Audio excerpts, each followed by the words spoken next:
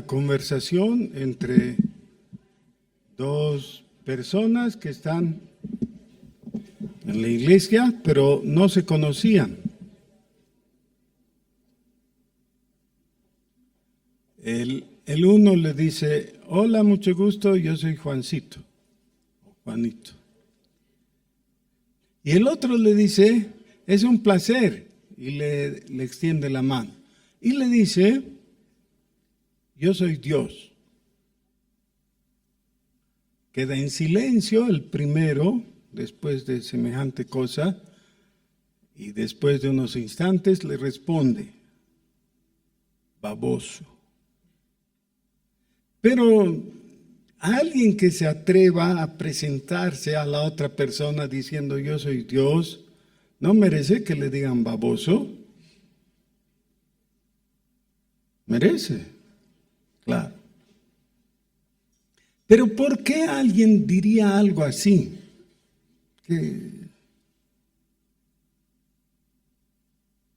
¿Por qué? Miren, esto no es tan zafado como algunos están pensando. ¿Qué le pasa a este pastor para decir eso? No, así ha sido durante mucho tiempo, ¿no? Por ejemplo,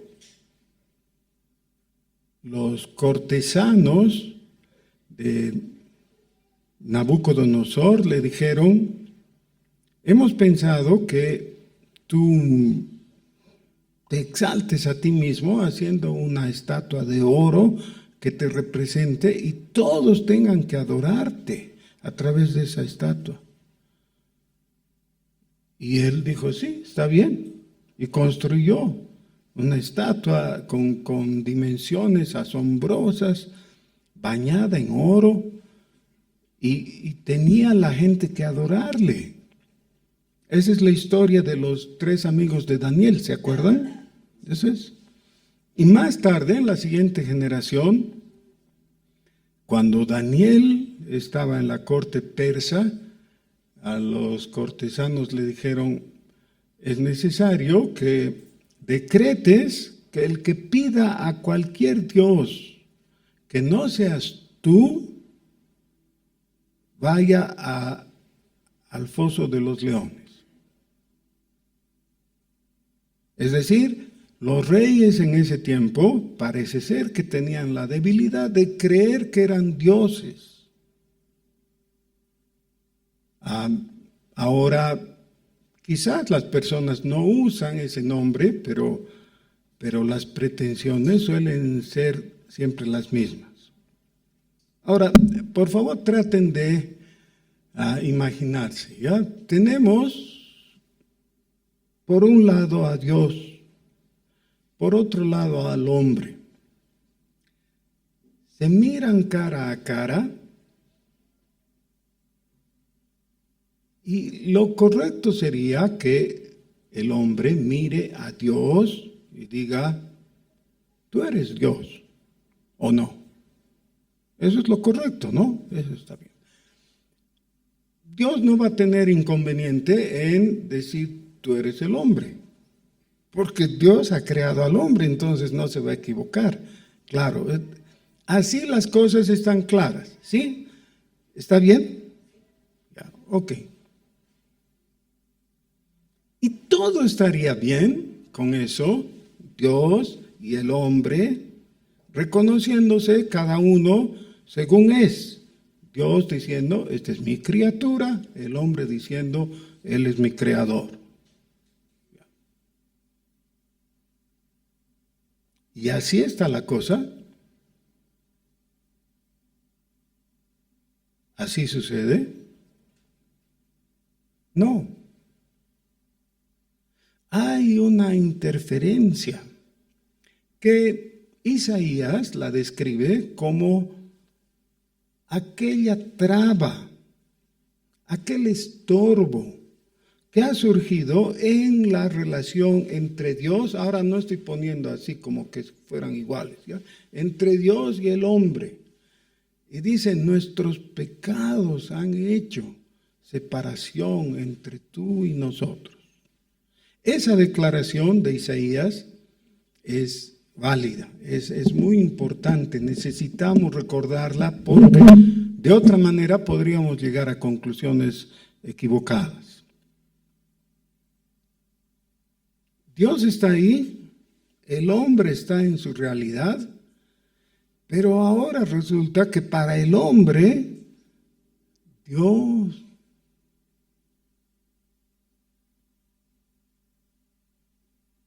y algunos llegan a la conclusión que no hay Dios. No hay Dios. ¿Por qué piensan eso? Porque no lo pueden percibir. ¿Por qué no lo pueden percibir? Porque el pecado les está interfiriendo.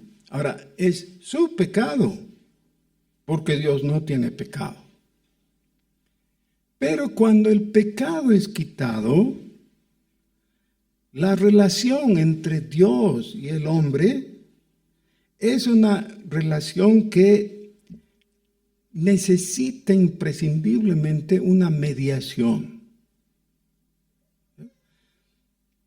El resumen de todo lo que les vengo diciendo está en 1 Timoteo capítulo 2, versículo 5. La conclusión inicial a la que llega el apóstol Pablo al escribirle a Timoteo es porque hay un solo Dios y un solo mediador entre Dios y los hombres, un solo mediador, Jesucristo hombre. Eso es. Jesucristo, hemos visto en la semana pasada, es la palabra viva. Jesucristo es la palabra viva. Por la palabra viva ya no tenemos que estar todos desorientados sin saber dónde está Dios. No, ya sabemos. Dios es el ser que está ahí y que se comunica con nosotros por la palabra. Jesucristo es la palabra viva. Jesucristo está manifestado en la palabra escrita. Por eso tenemos la palabra. Ahora, en el sermón del domingo pasado hemos visto el término palabra en el Salmo 119. Ese ha sido el término que hemos observado la semana pasada. Palabra es una de las maneras en que se refiere este salmo a aquello que sale de Dios y llega al hombre y tiene efecto. Por ejemplo, lo vivifica. ¿Cómo es que produce Dios vida en los objetos de su creación? Por la palabra. No solamente vida, aún el ser, porque fíjense, nada había, pero en el principio creó Dios los cielos y la tierra. ¿Cómo los creó? Génesis no nos dice eso directamente, dice un poco más adelante, pero Hebreos nos aclara, por el poder de su palabra o por la palabra de su poder. Es intercambiable ese genitivo, ¿ya? Por la palabra de su poder. Entonces, nada había excepto Dios, y Dios dijo, sea, y ya hubo todo. Todo. Pero ese todo en griego es el cosmos. Ese todo no tenía autonomía ni autosuficiencia, no podía recrearse, no podía generarse a sí mismo, dependía de Dios y todavía depende de Dios. Es la palabra de Dios que lo vivifica. Entonces lo inanimado llegó a tener vida. Eso está descrito en forma muy detallada en el capítulo 1 de Génesis. Dios vio las aguas del mar que él había separado de la tierra firme y dijo, haya en el mar, en las aguas, seres vivientes. Y el mar se llenó de peces y de mamíferos como las ballenas, los delfines y otros, lleno de vida. Y la tierra, después, también. ¿Qué hizo Dios para que haya vida en esos seres y en esos lugares, en el mar y en la tierra? ¿Qué hizo? Habló. La palabra fue suficiente. Eso es. Ahora, por causa del pecado, cuando el hombre está sin poder ver, sin darse cuenta no puede percibir a Dios, y aunque puede percibir parcialmente la creación, no logra entender. Y le ocurre más o menos al hombre, ¿no? Le ocurre lo mismo que a una persona que no está entrenada cuando va y se sienta al asiento del baterista. Y dice, la batería debe ser cosa fácil y vamos a tocar. ¿Ya? Vamos a tocar la batería. ¿Y qué produce? Sí, una bulla, ¿no? Una bulla. No tiene sentido, no tiene ritmo, nada. Con enseñanza y práctica puede cambiar eso y ya empieza a producir redobles y otras cosas. Pero ¿puede él definir las cosas en su esencia? Imagínense, me siento y digo, Dieguito está ahí, me dice, sí, ahora necesitas tocar el platillo, ya tienes que golpear el platillo. Y yo golpeo. Me dice, no el micrófono. Ven que hay dos micrófonos.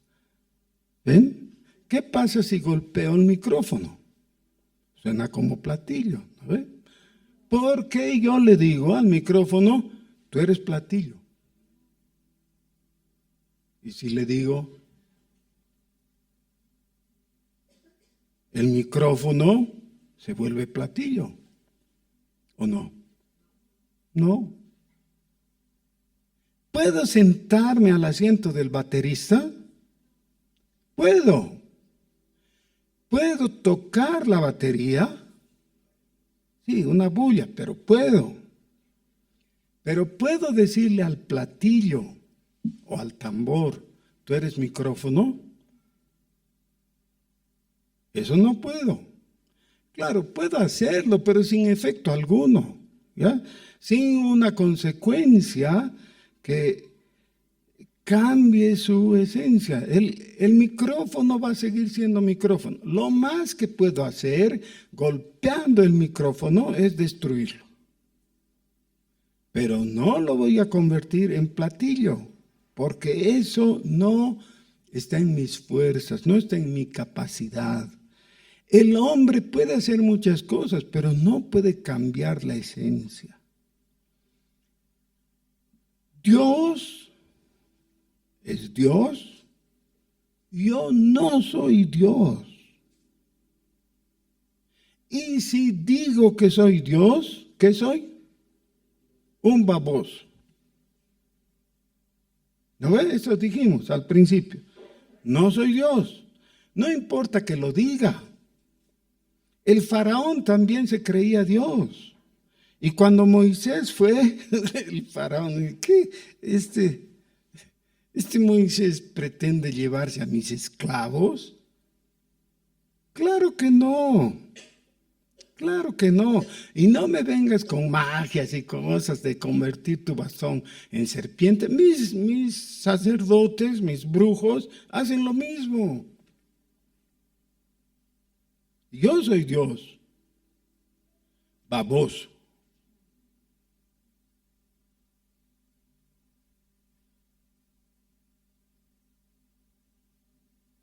Como tengo que diferenciar entre el platillo y el micrófono, necesito información. Lo de la batería es un ejemplo muy sencillo, pero suficiente. En la vida también tengo que saber cómo son las cosas. Y tengo que saber de inicio quién es quién. Estoy frente a Dios, pero ya sé, yo no soy Dios. Tú eres Dios, tú eres mi creador, tú eres Dios. Y tú eres el único que puede decir cómo son las cosas, porque además eres el creador de las cosas. Solo tú puedes definir las cosas. Esas definiciones son los estatutos. ¿Ya? En los estatutos, que es la palabra que nos toca ver ahora, recibimos la información de cómo son las cosas. Y alguien dirá, bueno, pero ¿no dijimos eso de los testimonios? ¿Qué diferencia hay entre testimonios y estatutos? Ahora recuerden, ya hemos visto en un sermón anterior que hay una diferencia clara entre mandamientos y ordenanzas. ¿Ya? De las 5, ¿no? De los 5 elementos que componen la ley. Mandamientos y ordenanzas. ¿Qué son los mandamientos? Sí, muy bien. Las ordenanzas también son imperativos, pero son diferentes. Los mandamientos tienen carácter moral y reflejan el pensamiento de Dios. Por eso tienen carácter eterno. ¿Ya? No cambian. Todo el tiempo Dios nos ha dicho, por ejemplo, el primer mandamiento, no tendrás dioses ajenos delante de mí. ¿Se acuerdan? Ese es el primer mandamiento. Ok, tú dices, está bien, no voy a tener dioses ajenos delante de Dios, salvo los martes y los jueves. ¿Puedes? No, no puedes cambiar. ¿Cuándo no puedes tener dioses ajenos delante de Dios? Nunca, eso es. Así son los mandamientos. ¿Ya? Los mandamientos son rotundos, eternos, pero las ordenanzas tienen una aplicación momentánea, coyuntural. Dios le dice a Saulo, Pablo y Bernabé que salgan de misión. Bueno, está bien. Ese es un mandato, no un mandamiento, un mandato, una ordenanza para ellos que en ese momento, viviendo en el lugar donde vivían, era necesario que salgan y obedezcan a Dios y empiece la primera misión organizada cristiana. ¿Ya? Esa es una ordenanza. Hay un momento en que Pablo tuvo que volver a su lugar de origen. Sí, hay una ordenanza. Entonces alguien diría, bueno, pero Dios no se pone de acuerdo. Primero le dice que vaya y después le dice que venga. ¿Qué va a hacer el pobre? No, en un momento tenía que ir y en otro momento tiene que volver. Así son las ordenanzas. Y lo mismo pasa con algunos aspectos de nuestra vida. ¿Ves? Pero ahora, ¿cuál es la diferencia entre los testimonios y los estatutos? ¿Cuál es?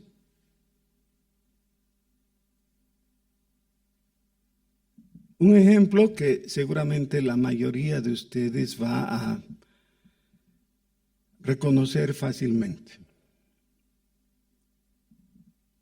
Nunca hemos oído de fútbol, ¿ya? Nunca.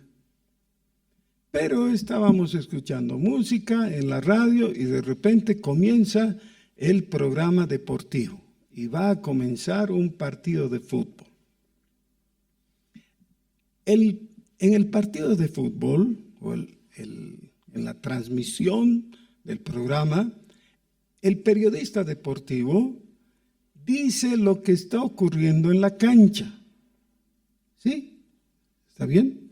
¿Eso qué sería? Un testimonio. Dice, tal equipo tiene tales jugadores, tal otro los otros, y están jugando el planteamiento 3-2-1, no sé qué, y el otro hace algo así. Todo eso es testimonio. Está contándonos lo que él ve y nosotros no podemos ver porque no estamos ahí. Pero ese mismo comentarista deportivo no puede decir, ¿saben qué? Me aburrí de esto, de que se juegue en una cancha rectangular. Vamos a mejorar el asunto. Ahora la cancha va a ser redonda. ¿Qué les parece? No. ¿Quién puede hacer eso? El que establece el estatuto. El estatuto dice así, ese es el reglamento del fútbol, ¿no es cierto? Si uno no sabe nada de fútbol, revisa en la cartilla cómo hay que jugar. Y el reglamento dice, tiene que ser una cancha que tenga más o menos 100 metros de largo. ¿Y cuántos de ancho? 60 creo, o algo así, ¿no? Bueno, todo eso lo dice estatutariamente. El inventor del fútbol ha establecido así. El inventor de la creación es Dios, y Él ha dicho que así son las cosas. En su estatuto, Dios dijo el sexto día, voy a hacer al hombre. Hombre ahí se debería o se podría traducir como humano. Humano, no solo el macho. Voy a hacer al hombre. Y luego, ese es versículo 26, ¿no? Del capítulo 1 de Génesis. Luego dice Dios, sea el hombre que queda creado, y aclara el texto, varón y hembra los creó.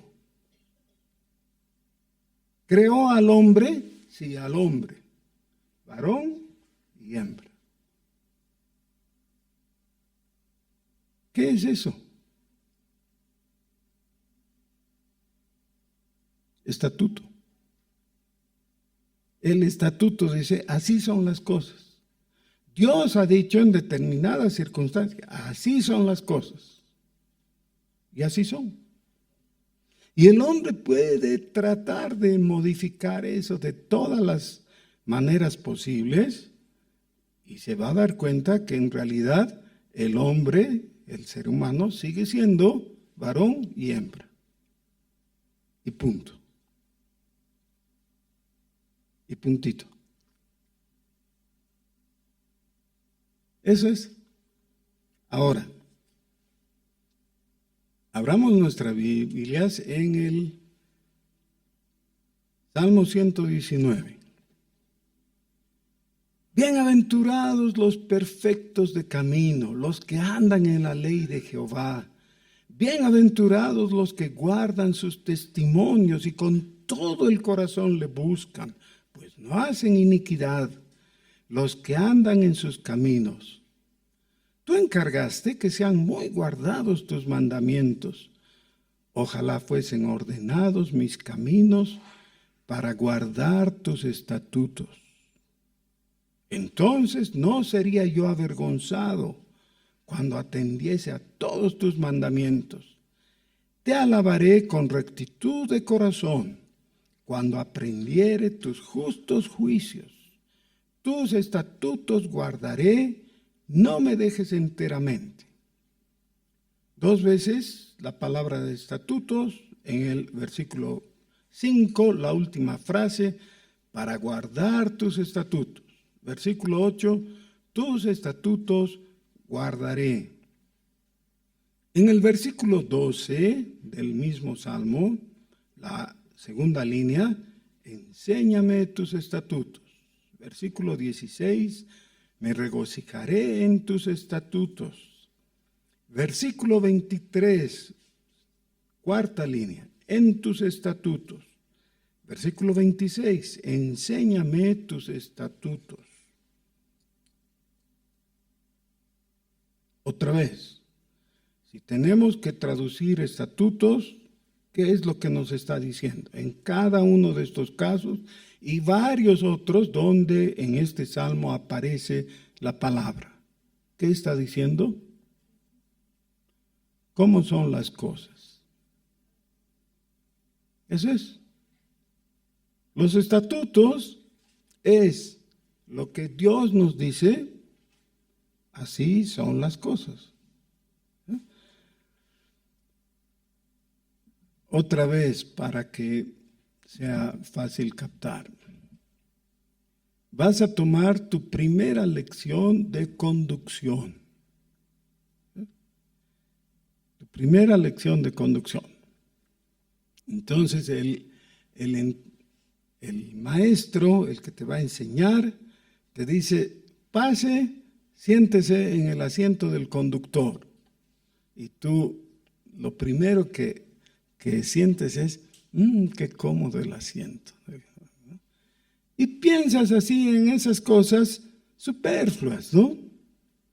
Y de repente te das cuenta que el sol te llega de frente y dices, el sol me está molestando. Bueno, te dije, baje la visera. Bajas la visera, ya no te molesta. Y luego dices, ya sé conducir. El asiento es cómodo, la visera me evita No, te dice él, póngase el cinturón de seguridad. Y tú te pones el cinturón de seguridad. Y dices, ahora sí que ya sé conducir. ¿Está bien? No, solamente estás en el lugar donde tenías que estar. Pero todavía tienes que aprender algunas cosas, ¿no? Y entonces el maestro que está a tu lado te dice, te fijas dónde estás sentado y abajo hay 3 pedales. ¿Los ves? Ah, sí, 3 pedales. Muy bien. El de la derecha, para tu pie derecho, es el acelerador. El del centro es, ¿qué? El freno. Y el de la izquierda, el embrague. No es embriague, por si acaso. Es embrague. Ese es el nombre correcto. El embrague. El embrague es para tu pie izquierdo. Y el del centro, el freno. Bueno, dices tú, yo creo que es para mi nariz. Porque el pie izquierdo ya tiene el acelerador, el pie derecho tiene el acelerador, el izquierdo tiene el embrague, seguro que el del centro, porque no tengo 3 pies, ¿no? Debe ser para mi nariz. Le dice el maestro, no es así, mire, el freno también se tiene que manejar con el derecho. Tu pie derecho es para, alternativamente, el acelerador o el freno. Uno de los dos tienes que, ya, para eso es. Dices tú un ratito, yo no estoy de acuerdo. Yo creo que mejor sería que, no, un rato, no estamos inventando el auto.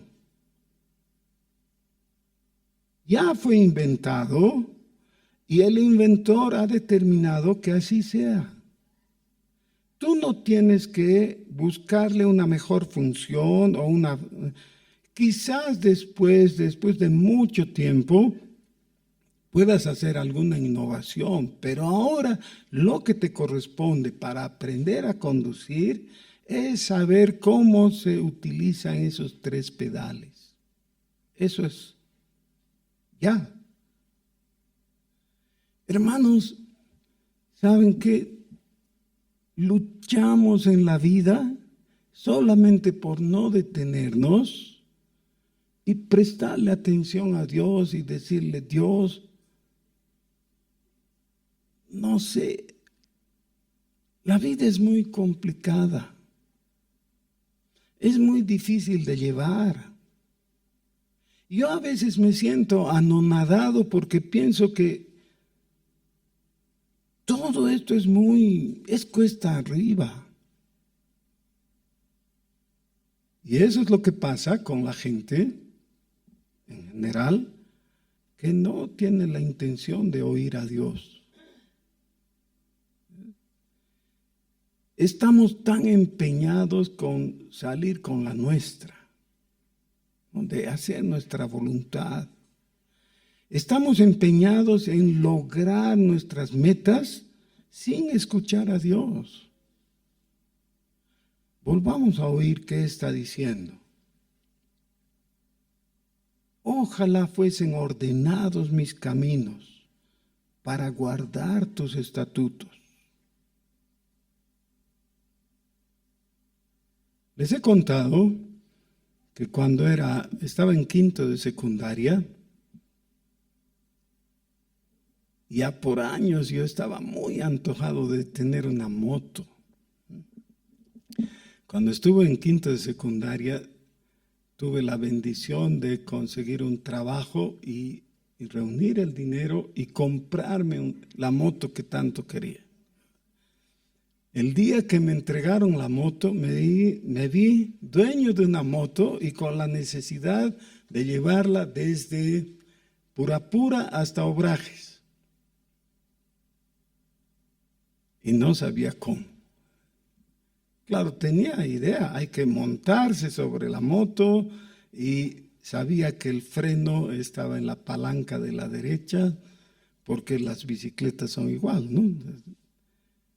Pero lo que no sabía, no tenía la menor idea, era para qué era el embrague. Ni sabía que había embrague. No. Entonces, ¿cómo podía manejar?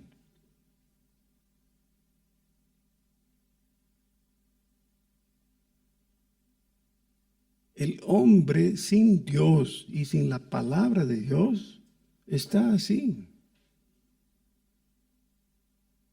Está con un asunto que no sabe cómo manejar. Puede tratar, puede intentar. Y al fin de cuentas, una cosa sencilla como manejar una moto se va a descubrir. Sí, no hay tanto problema. Pero en la vida hay cosas mucho más complejas. Por ejemplo, ser padre. ¿Cómo se puede ser padre? Felizmente, la mayor parte de los padres primerizos son jóvenes y por eso inconscientes y emprenden la labor y meten la pata, se equivocan, hierran y todo eso y bueno, en fin. Si tuvieran un poco más de edad, realmente se sentirían abrumadísimos hasta la desesperación, porque uno después con el tiempo se da cuenta cuántos errores ha cometido, cuántas cosas ha hecho que son descocadas así. ¿Cómo he podido obrar así? Solo por no preguntarle al inventor cómo son las cosas.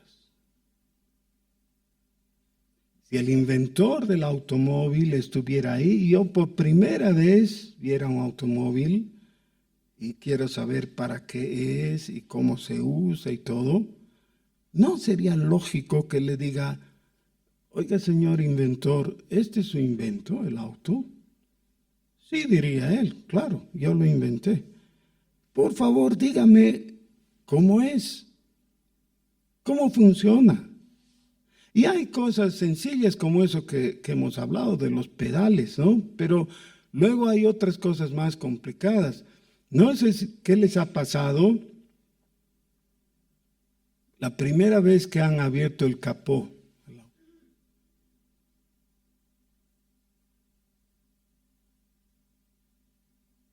Un montón de fierros extraños y gomitas y cosas.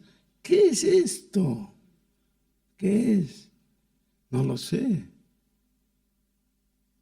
Alguien me tiene que decir. Para eso son los estatutos. Dios nos da la información está en la palabra. Solamente necesitamos ir a la palabra y tener dos elementos. El uno, que es aporte nuestro, las preguntas. Y el otro, que es un don de Dios, pero que se manifiesta en una calidad nuestra, en una característica, y es la humildad. La humildad necesaria para decirle a Dios, Dios, no sé,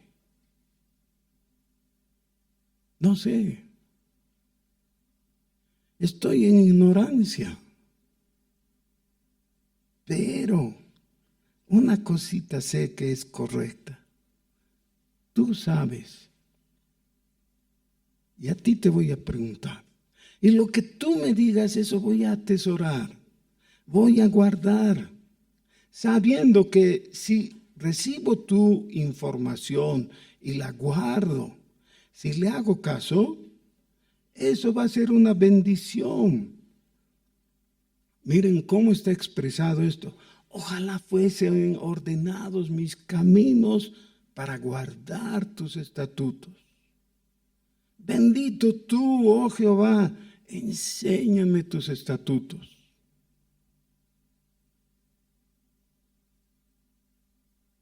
¿Por qué no queremos conocer los estatutos de Dios? Porque no estamos dispuestos a obedecer. Y saben, cuando no estamos dispuestos a obedecer, Dios no se molesta en informar. En Juan capítulo 7, el Señor Jesús dice, el que quiera hacer la voluntad de Dios, conocerá si la doctrina es mía o no. Porque hay gente inteligente que va a la Biblia y no entiende nada. Para estas personas que son inteligentes en todo otro campo, van a la Biblia y no les significa nada. ¿Por qué? No tienen intención de obedecer. Dios no les va a decir nada. El salmista está diciendo, ojalá, yo quisiera que sí. Yo, Señor, te voy a escuchar. Tú sabes que soy tontito, pero a pesar de eso, si tú me hablas, voy a entender, porque tú vas a vivificar mi inteligencia, mi mente, y voy a entender tu palabra, y voy a obedecer. Aunque quiero obedecer, sé que no puedo, pero tú me puedes dar el poder. Todo eso se puede decir solamente si tienes ese ápice de humildad. Sin humildad no hay forma. Miren, el Señor Jesús dijo algunas cosas, no muchas en cuanto a la necesidad de imitarle, pero una cosa clara que dijo, aprended de mí, que soy manso y humilde de corazón. ¿Ven? No les dijo a los discípulos, a ver, hagan mis milagros, imítenme. No se estaba jactando, estaba dándoles una clave para beneficio suyo. Busquen humildad. Con humildad hablemos con el Señor y digámosle, quiero conocer lo que tú dices. Todo lo anterior, toda esa mi supuesta sabiduría, toda mi arrogancia, la desprecio. Estoy en blanco, estoy en cero. Quiero empezar de nuevo. Quiero recibir de ti el conocimiento que me haga sabio. Quiero ordenar mis caminos para agradarte. ¿Oramos?